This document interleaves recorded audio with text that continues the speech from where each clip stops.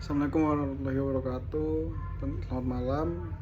Perkenalkan, nama saya Abdi Wardani. Di sini saya akan menjelaskan tentang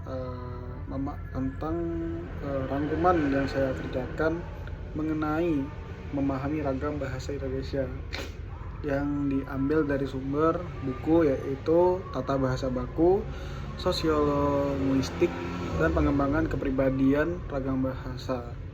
Oke, pertama, ragam bahasa itu adalah variasi bahasa yang muncul karena adanya perbedaan latar belakang, penutur, media yang kita gunakan, kemudian komunikasi. Berdasarkan hal tersebut, itu terbagi menjadi 3 dimensi utama. Yang pertama, ragam bahasa berdasarkan standar kaidah atau perspektif TBBI.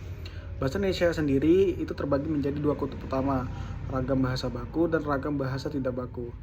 Ragam bahasa baku digunakan dalam situasi formal, contohnya kerajaan, pemerintahan, pendidikan, serta hukum.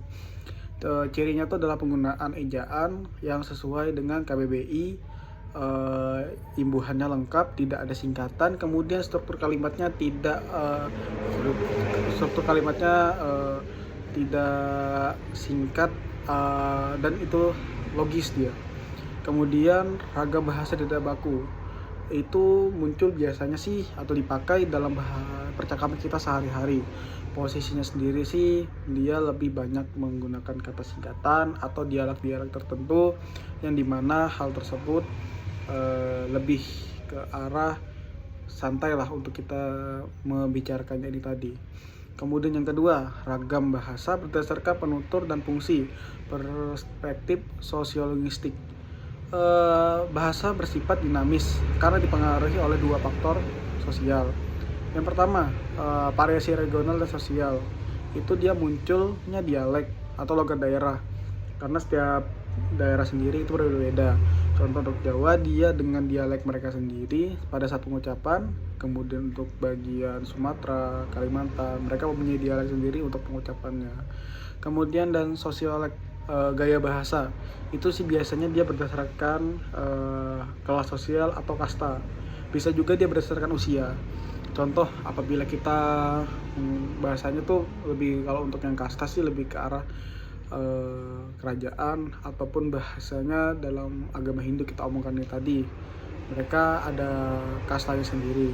Dan untuk usia sih lebih tepatnya sih ketepatan kita dalam mengobrol ini tadi, kesopanan lah kita omongkan itu tadi, seperti bagaimana kita berbicara kepada yang dari yang muda ke yang tua. Kemudian register atau fungsiolek, variasi bahasa yang digunakan berdasarkan profesi atau bidang tertentu. Misalnya sih contohnya dalam bidang hukum dan olahraga. Bahasa eksekusi sendiri sih itu dia memiliki 2 makna yang berbeda. Eksekusi dalam bidang hukum artinya pelaksana atau putusan, sedangkan dalam bidang olahraga sendiri sih dia bermaksud dalam penyelesaian. Bentar.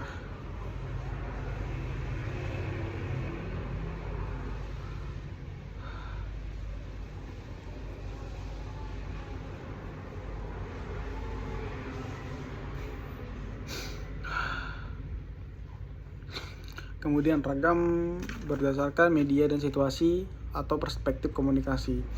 Cara pesan disampaikan menentukan pilihan kata dan struktur. Yang pertama, ragamnya itu terbagi menjadi lisan dan tulis.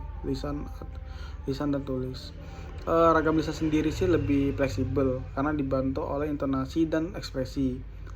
Lebih tepatnya sih pada saat kita, maksudnya itu yang lisannya tadi, kita langsung berbicara langsung tanpa memakai tulisan. Itu lebih jelas karena kita memakaikan intonasi, kemudian ekspresi kita menjelaskan seperti ini seperti itu. Itu lebih jelas. Sedangkan kalau untuk ragam tulis sendiri sih dia tuh menuntut untuk kejelasan subjek dan predikat, agar tidak menjadi salah tafsir. Biasanya sih lebih ke arah kayak simbol-simbol tertentu seperti tanda tanya, kemudian tanda perintah. Itu wajib untuk dilengkapi apabila kita menyampaikannya dalam ragam tertulis. Kemudian kesesuaian konteks, menggunakan bahasa yang baik dan benar. Maksudnya di sini itu kita berarti mampu memilih ragam yang sesuai dengan lawan bicara. harus bagus. Kita omongkan yang tadi ini harus sesuai. Misalnya kita berbicara dengan yang lebih tua atau bahasanya dengan yang memiliki jabatan di atas kita, itu pemilihan bahasa kita harus lebih baik daripada kita berbicara dengan lawan yang sepantaran. Kemudian tetap mengikuti kaidah yang berlaku, artinya harus benar. Kita harus berbicara tanpa adanya kendala ataupun bahasanya singkatan yang hanya dimengerti oleh kita atau kaum tertentu. Maksudnya ini yang bersifat universal lah.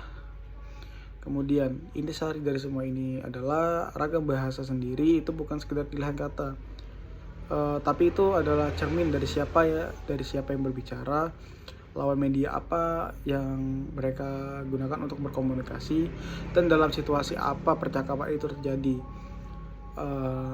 Kemahiran berbahasa yang tinggi ditandai dengan kemampuan seseorang berpindah dari satu ragam ke ragam lainnya secara tepat, yaitu berarti fleksibel komunikatif. Sekian dari saya, terima kasih.